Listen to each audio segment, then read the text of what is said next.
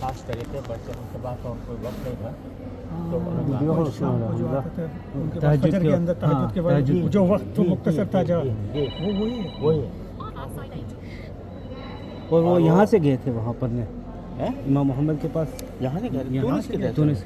وہاں تک اصل میں تونس کے تھے حلوان کے تو پھر وہاں سے وہ پڑھنے پہلے گئے مدینہ منورہ امام مالک اس کے بعد گئے امام محمد کے پاس امام ابو یوسف سے بھی پڑھا امام محمد سے بھی پڑھا اور مالکیہ کا علم بھی حاصل کیا اور عراق کے لوگوں کا بھی علم حاصل کیا لیکن میلان عراق کی طرف تھا یعنی وہ فقہائے حنفیہ میں شمار ہوتے تھے اور اللہ نے ان کے ہاتھوں یہ پتہ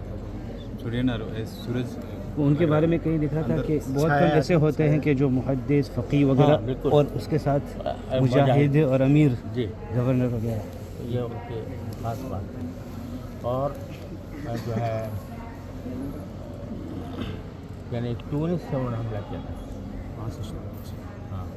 تونس اور پھر فتح کیا مدتوں یہاں پر قیام کیا قاضی بھی رہے اور پھر اس کے بعد یہ ایک اور جگہ تھی سرکستہ اس کا محاصرہ کیا ہوا ہے اسی میں ان کی وفات ہوئی ایک شہید ہوئی تو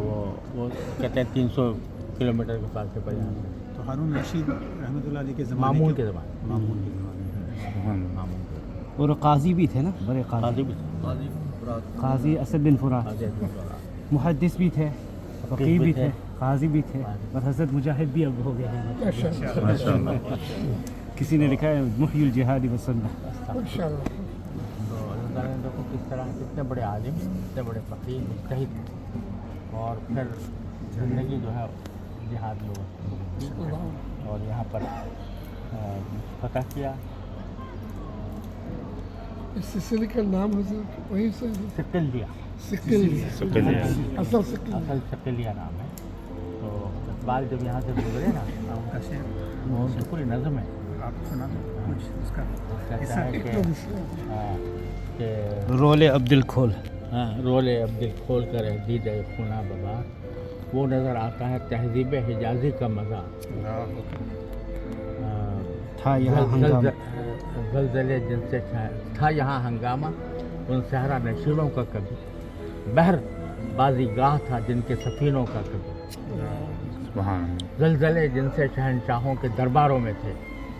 بجلیوں کے آشیانے جن کے تلواروں میں تھے اور مردہ عالم ایک جہان تازہ کا پیغام تھا ان کا ظہور ایک جہان تازہ کا پیغام تھا ان کا ظہور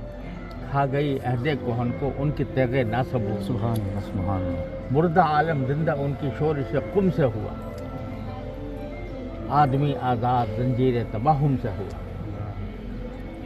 زمزموں سے جس کے لذت گیر اب تک گوش ہے کیا وہ تکبیر اب ہمیشہ کے لیے خاموش ہے